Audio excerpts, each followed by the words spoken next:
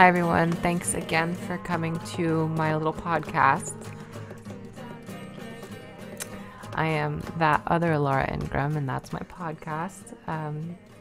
It's been a bit since I've been able to make anything for a while. It's taken me a lot of time, and that's because I went back to college this past summer. For those of you that don't know or are just starting to listen to this podcast, I have about a little bit more than 2 years of an electrical engineering degree. I started about 7 or 8 years ago, almost 10 years ago now. And I wasn't able to finish because I had a second child and there was lots of other things going on at the time. And so I just recently started going back, and I'm very happy to be going back. I, in the middle of it, ran into some trouble. I have 2 kids, and I work full time, and so this was kind of something it was kind of something extra that I was doing because COVID-19 started, and I figured that it was a good time for it. It wasn't quite as good of a time as I thought it was going to be, and in fact, it's been so interesting. I'm trying to work out financial aid and things like that, and trying to figure everything out so I can keep going. I might take 1 semester off, even though, I just finished one. I mean, the classes that I took this past semester were linear algebra and introduction to programming, because I am going now for my major in computer science, which has a lot of the same requirements, and minoring in electrical engineering, which was my original major. I really like the programming part, and I feel like there's a lot of opportunity coming in the future for programming, so I feel like it's a good idea.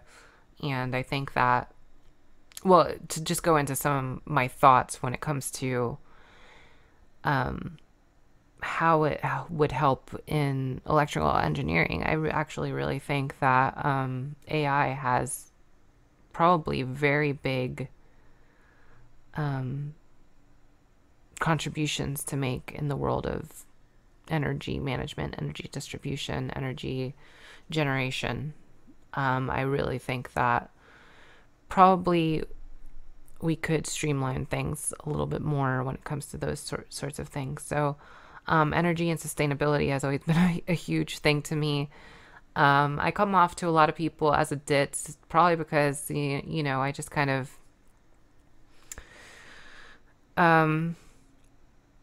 I like to be approachable. I actually am kind of an introvert and kind of, a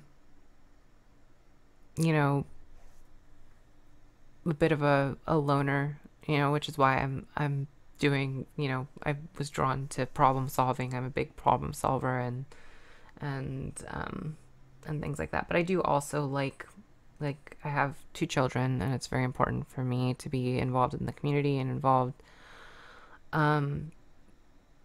in helping them to grow and so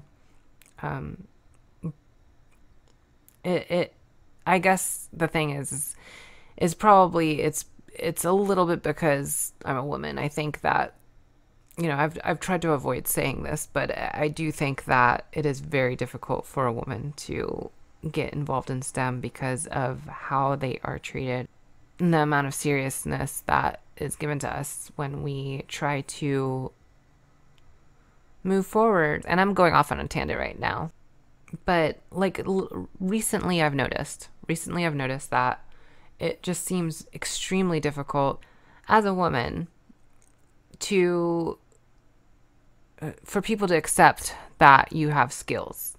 I feel that, and I mean like skills as far as if there's any skills that are involved with computing or math or STEM fields or even a trade. That there's an interesting thing that I've noticed is that people expect you to prove it to them before they believe that you actually have the skill. People don't expect guys to prove that they have the skill before believing that they have the skill. If a guy says that they're an electrician or that they love science or anything like this, they don't require any proof. They let the guy just go into it and explain things, and they completely are, a lot of the times, unless they have some sort of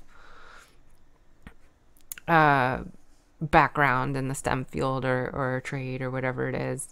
And I mentioned trades because I also work for an electrical contractor. I work in the office, but I've been around the electrical business my entire life. So, but it is more difficult as a woman, I feel, to be taken seriously when you say that you have a certain skill, especially if those skills are in those areas in some trade. But as I said, I'm going off on a tangent, and I really don't mean to. I actually had a lot that I wanted to talk about today.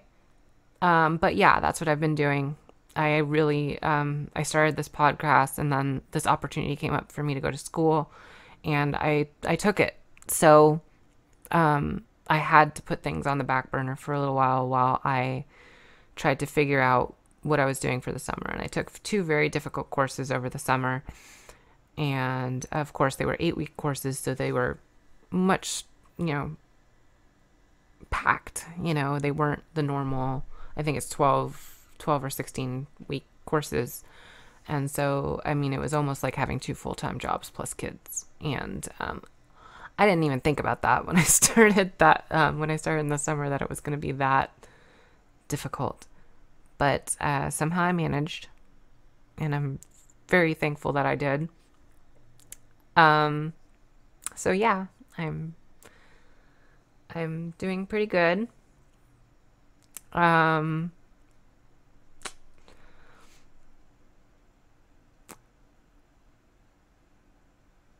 also, right before starting college, I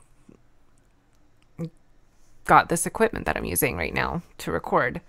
A lot of this is equipment that I had a long time ago, that I actually sold, because I like to record music, and I've done a lot of that throughout my life. And at some point, I just needed the money, and I sold a lot of my instruments, and I sold a lot of my equipment. And only recently have I been able to get a lot of it back, and so I'm very glad for that too. And I'm just extremely happy. So you probably noticed the song that was playing at the beginning. That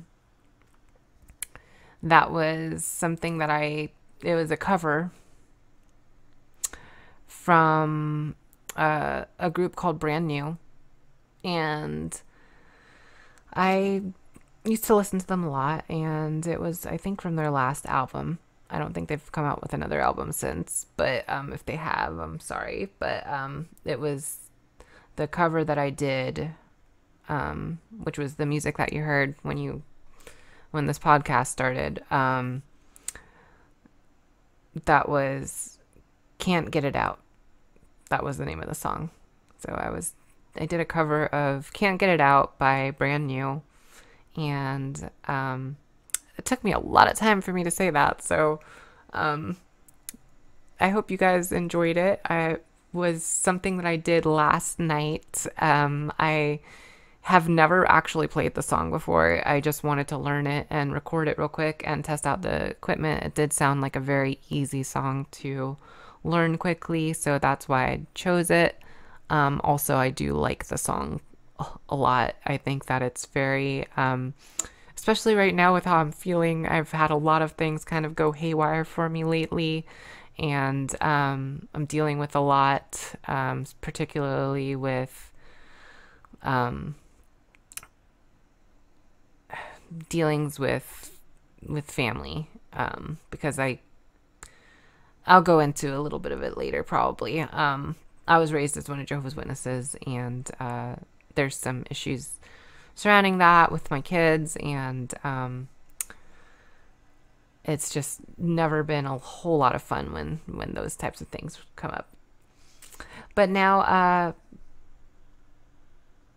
I want to quickly, before going on, I want to take a moment to thank the sponsors that helped make a lot of this possible. On Patreon, I have several different tiers that you can choose from if you want to contribute. But I do have sponsors on Patreon, and that's the $20 tier level. It starts at the $20 tier. And if you're a sponsor, I take a moment out of my podcast time and thank you for your contribution. Thank you for your help as a sponsor. And I mention you by name. So this month and last month, I have 2 sponsors. I want to thank you double for sticking with me for the past couple of months, or for the past month since, going through college. I'm not sure if it was actually a month or a month and a half, actually, I think that I took off. But thank you so much for your support through this time. I have Scott Buchanan, and I also have one sponsor that wants to remain anonymous. Both of you helped me to get the equipment that I'm using right now, and I am so thankful that you guys have helped me out so much, and I want to thank you for that. So, thank you. And again, I'll mention Patreon again a little bit later in the episode, but if you want to contribute, there should be a link below in either the podcast description or in the YouTube channel or however you're watching this. So what I wanted to talk about now is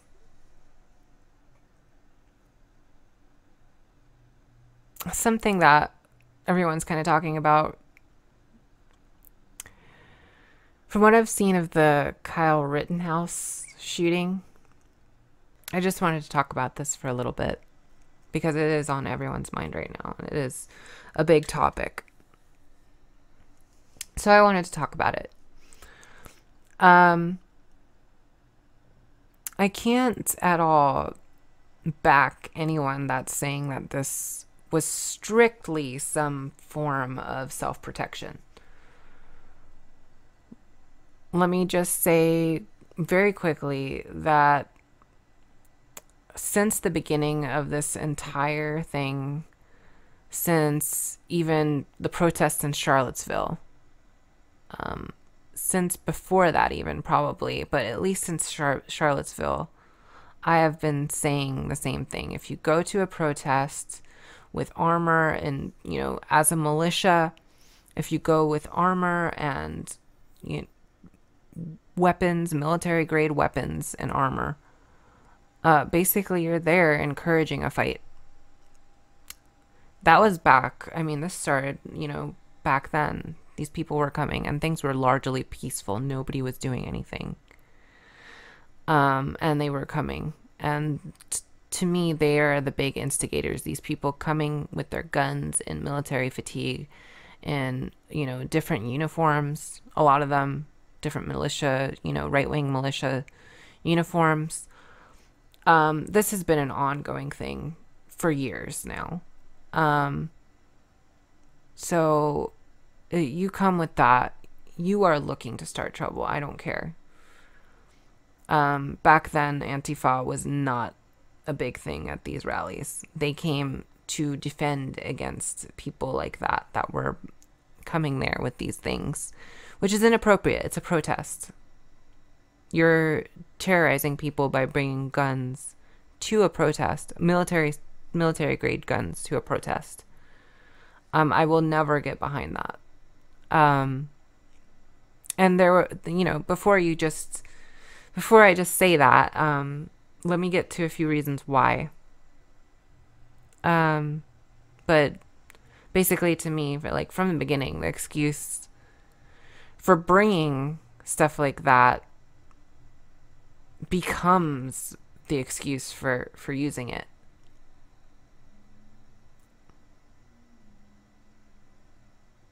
And I think that's what happened here. And that's the thing. Firing an AR-15 at unarmed protesters, even if they have become psychotic, which a lot of these protests have, they just really have.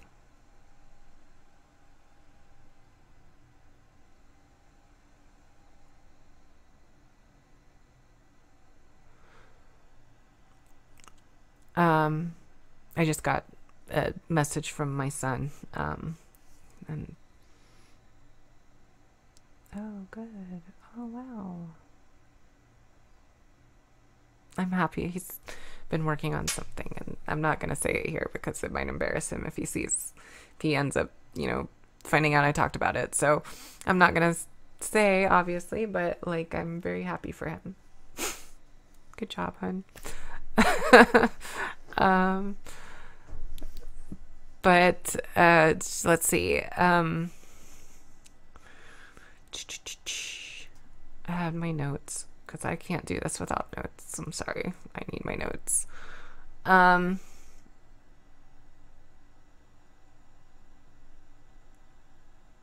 But yeah. Oh, okay, that's where I was.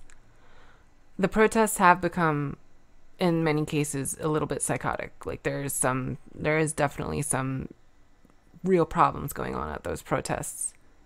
But bringing an AR-15 to these protests against these protesters is overkill. It's not necessary. And let me just go into this a little bit. I had a boyfriend that he would go to the local firing range and shoot AR-15s there because they reminded him of the Army's M16, because it's basically the same gun. And he told me that. It's the same gun that he used in the Army, almost exactly. There's just a small variation between how fast it is and how heavy it is, but it's basically the same gun. It is a semi-automatic rifle. And he would go and he would, specifically because he missed the feel of the M16, which he used all the time in the Army, he would go there just to use it. And he took me there to fire, and it's a powerful gun. He really had to coax me into firing it. I really did not want to. He really coaxed me into doing it, and even then, like, I really just didn't want to. But he did eventually get me to do it. And yes, it is a very powerful gun, and you have to have a lot of respect for it.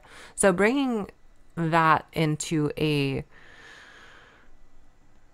group of protesters, which is what people have been doing since Charlottesville, remember? Is what I'm saying. Since before that, you have these militias, these right-wing militias coming in, with their guns to disturb something that's enshrined in the Constitution, the right to freely gather, going there to terrorize people. There hasn't been a need for that since the beginning.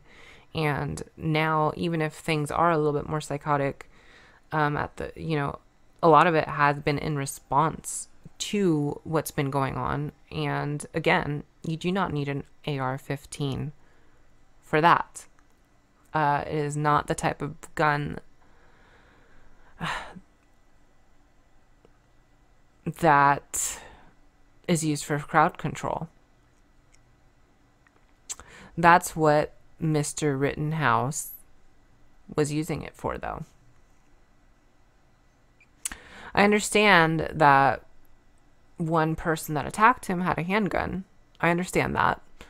But even then, both of those people with the guns, bringing them to a protest are criminals, especially if they're out there brandishing them. You just don't do that. And that's the sort of thing that you should be taking a trial for.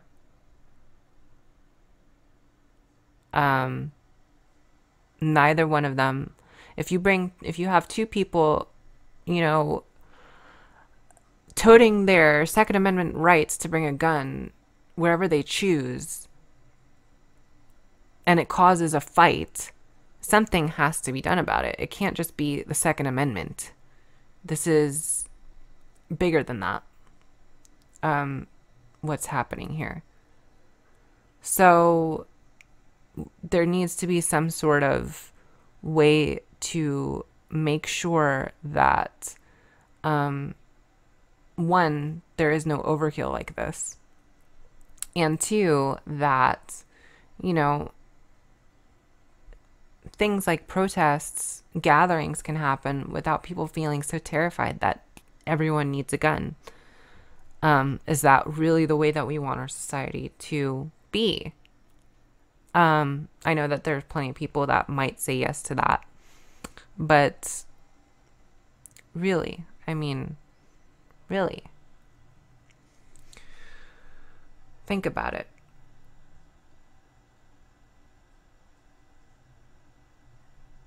There is no need for a gun, especially an AR-15.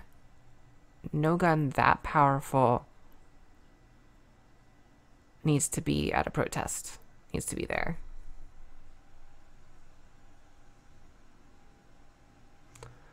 Both the people brandishing their guns, whether it was a handgun or an AR-15 at a protest, should be criminalized. That's a no-brainer. But instead, we're here making excuses for one of them.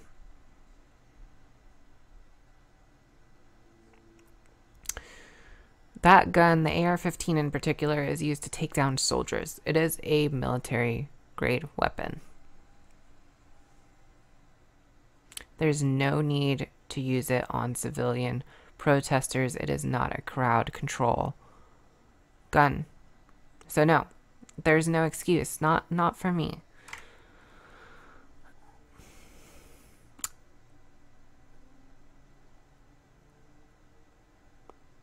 But I really didn't want to talk about any of this. I mean, I did. This is like the base for what I wanted to talk about.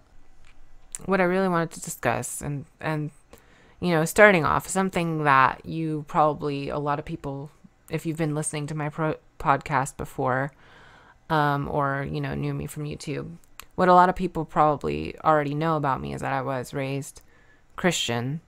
Some people might say it's not Christian, but they regard themselves as Christian, and a lot of people still do regard them as Christian. But specifically, I was raised as a Jehovah's Witness, a branch of fundamentalist Christian. So it kind of, what I wanted to talk about has something to do with that, because I saw on Patreon this headline stating that certain Christian crowdfunding sites, I guess the main one is Give, Send, Go. I have never heard of this place before, but apparently they're actually raising money to support this terrorism from Ryan Rittenhouse. And, you know, the type of thing that's been happening but specifically to protect, you know, to defend Ryan Rittenhouse against legal action. And like I said, both people, if there were guns there, anyone with a gun that fired it, that brandished it, should face legal action. Apparently this Christian group is trying to raise money in defense of young Ryan Rittenhouse. Like I said, this was not okay. This was an act of terrorism, just as much as the looting and destruction of property is criminal. So we're dealing with now Christian terrorism, Christians backing terrorism, which is, you know, one and the same. We've always said that, right? that if you are backing terrorists, that makes you a terrorist, right? Those were, way back when we were dealing with, all the fallout from 9/11, that was always, what was said, you know. I do think that it's true. If you are supporting terrorism, then you are a terrorist. So here's the thing. If you didn't think that Christianity was capable of terrorism, if you didn't think they were capable of something like this, you maybe need to look back into your history, or maybe you need to look around a little bit. Of course, there was the Crusades of the Middle Ages. That was definitely a form of terrorism back then, even though we didn't call it that back. Even though we didn't call it that back then. I mean, the holy wars were all about hate and trying to drive the Muslims out of their home. So, because we believed it to not really be their home. So,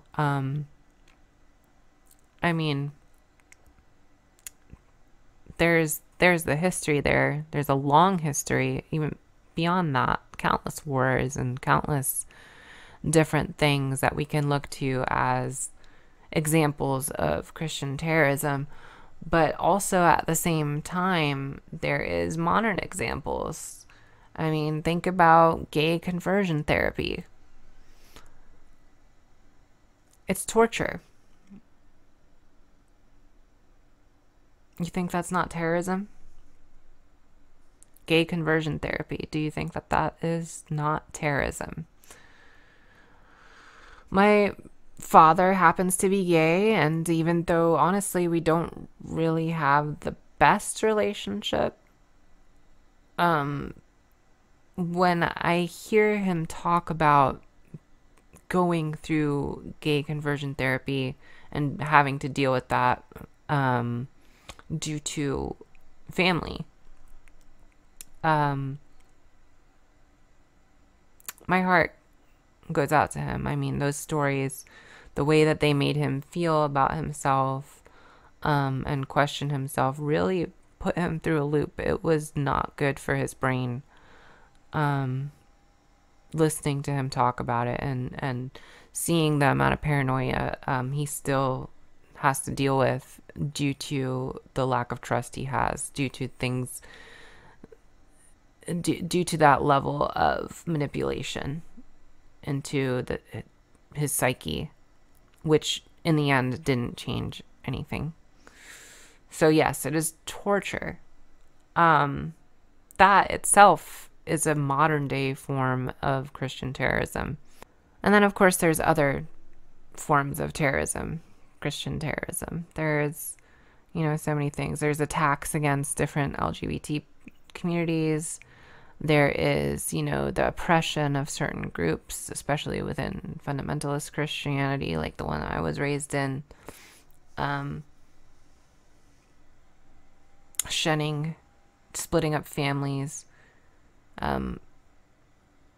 simply because of this belief that there is an Armageddon coming, or, that you're going to go to hell. This is destructive. This is destructive to the family and destructive to our way of life, and adds fear to people's daily lives, many different people. I'm going to say it very simply. If you don't like what someone is doing, unless they're legitimately harming another person, like physically hurting someone, and like sincerely, if they are physically hurting someone, I feel like I shouldn't have to get that far into it, but if they are physically hurting someone or emotionally abusing someone, if they're neglecting a child, those are the types of things. Not giving a child, their needs, their food, if they're a parent and they're in responsibility of the child, then, obviously you need to do something about it. Call the authorities. But if they're just doing something you don't like, unless they're legitimately hurting someone, just go about your business. Seriously. If they've wronged you in any way, that's another thing. If they've stolen your property or whatever, take them to court. Take a legal action against them. Civil action. That's another thing. You can take them to a civil court. If it's not a criminal action, if it's something that they did specifically against you, take them to civil court. All of that type of stuff exists in our society, right? And it only has value if we use it.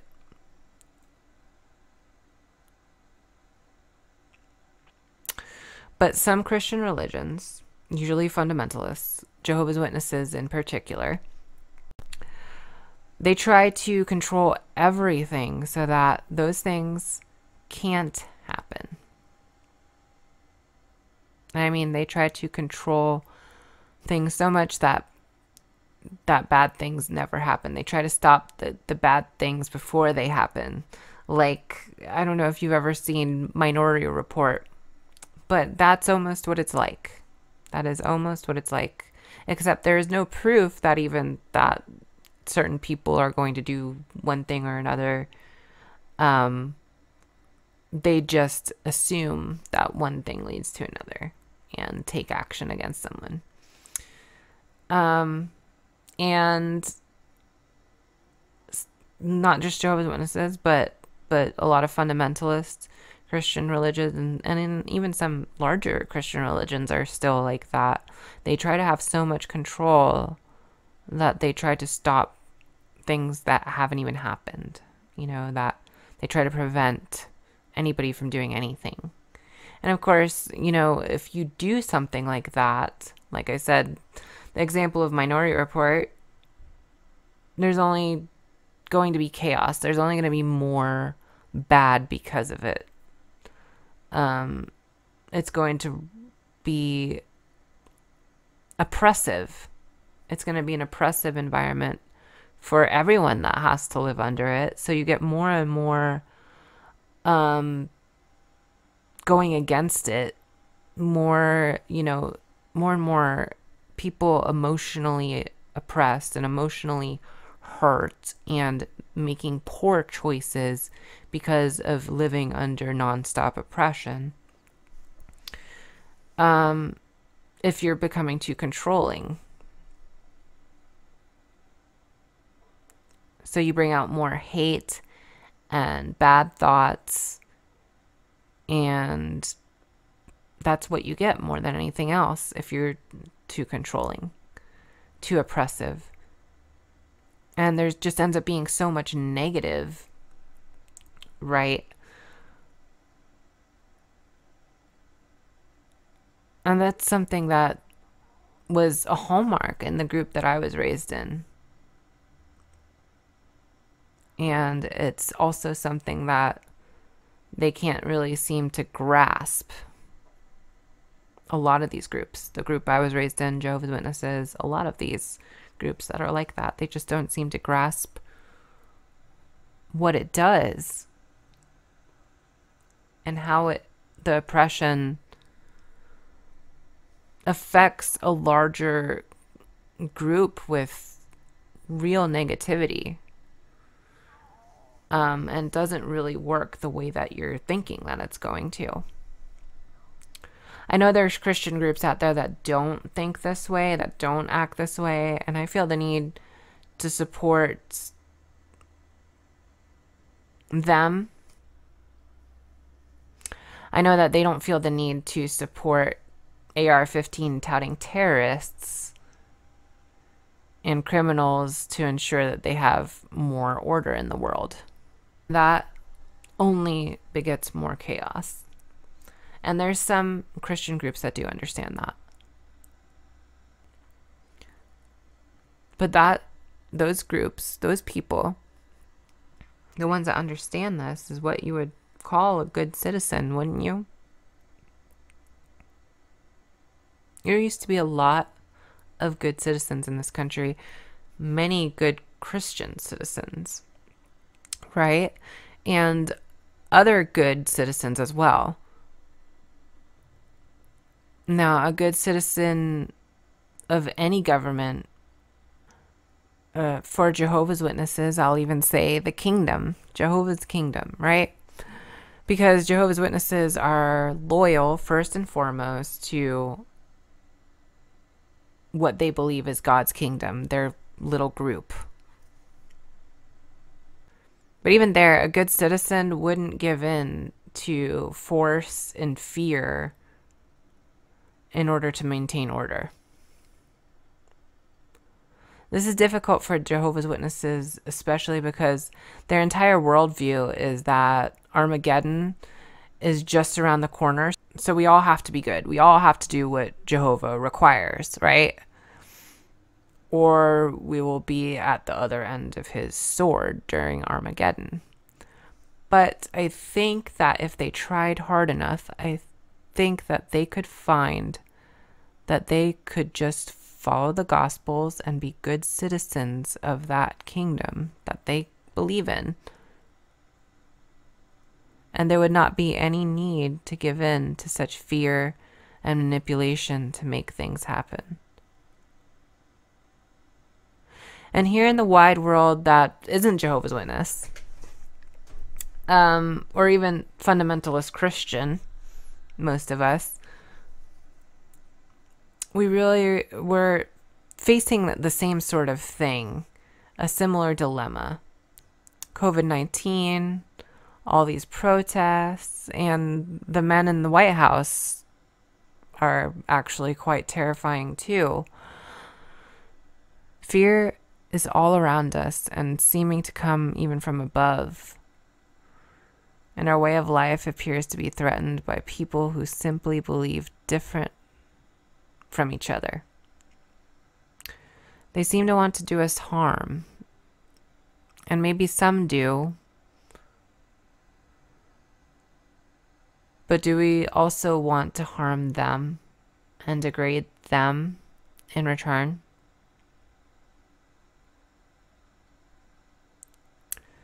Is that really the way?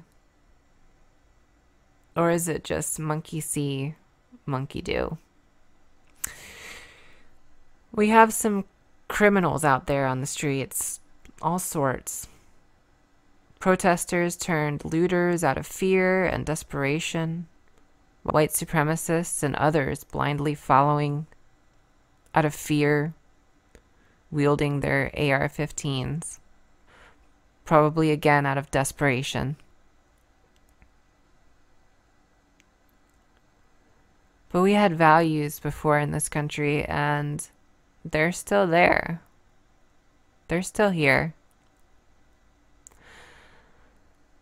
As a Jehovah's Witness, I was raised with some values that I think are pretty decent, actually. I just chose to cast off the fear and all the lies that came along with it as part of it. The terror.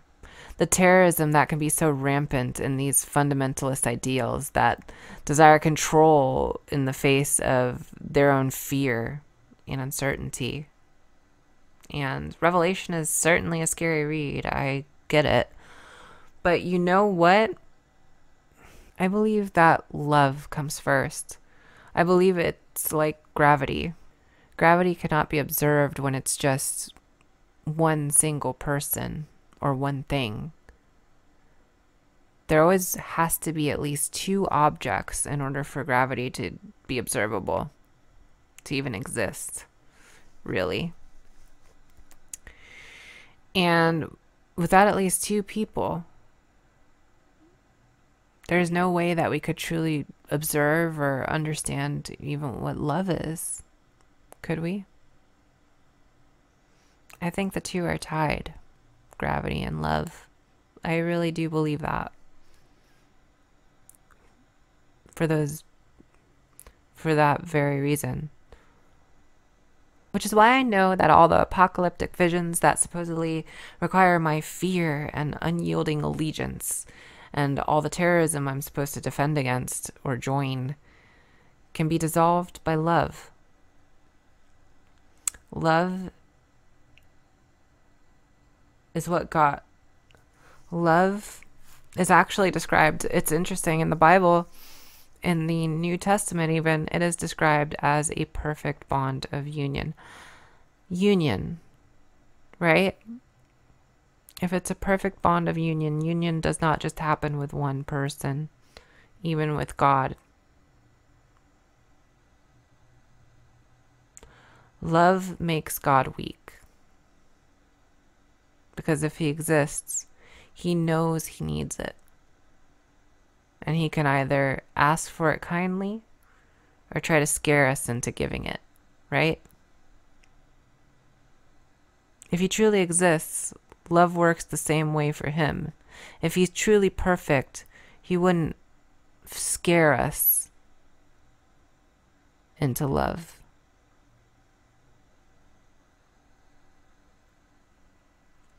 If he truly exists, love works the same for him as it does for us. It takes at least two. So why does he require it? He would be just as afraid to not have it as we are. Because without it, he would question his own existence.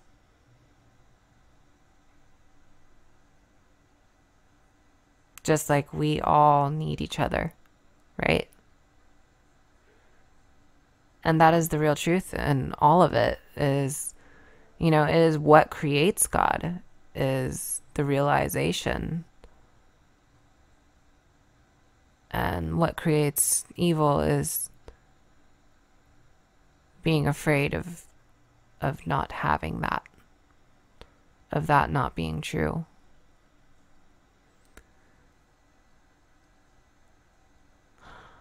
I'd like to encourage everyone to get back to a place of level-headedness as much as possible. I may not be the best at that myself, honestly,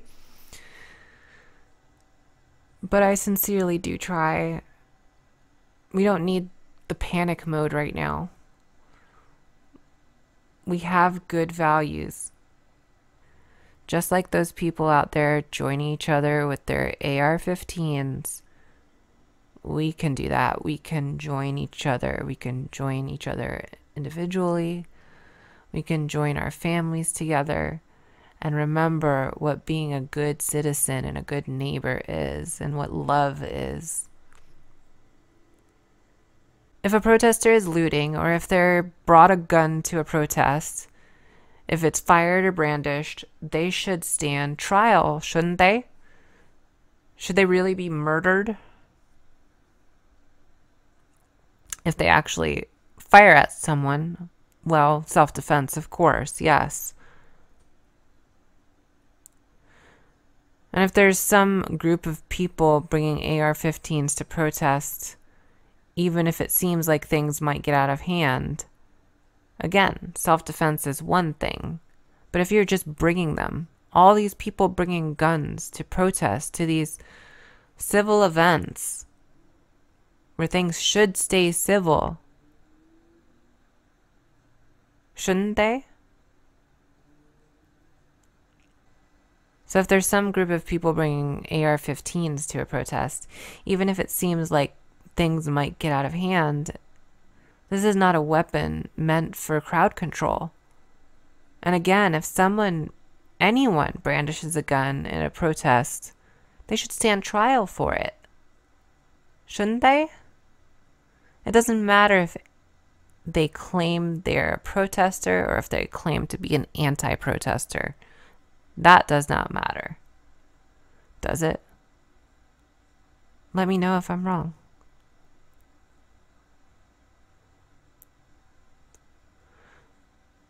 I'd like to end this by reciting the preamble to our Constitution, the Constitution of the United States, the thing that sets the mood for what our Constitution is supposed to stand for.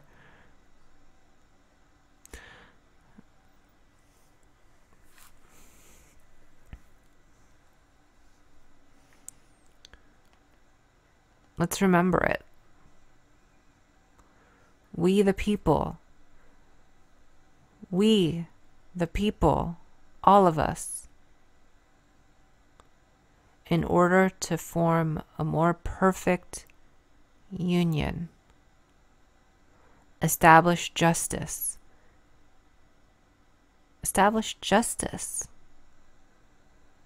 and ensure domestic tranquility. Tranquility, people.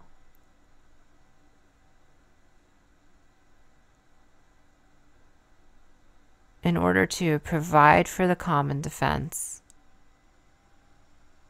promote the general welfare,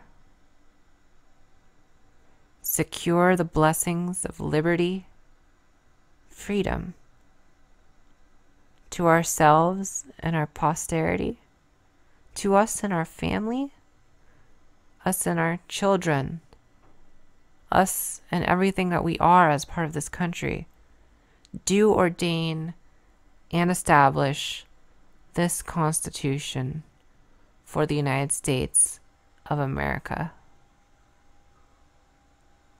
Thank you so much for listening to this podcast. I really appreciate everyone tuning in. And if you want to contribute, you can always go down to Patreon and contribute there. I thank you so much. And if you want to share, that's a wonderful way to contribute too. I love, people that share my podcast.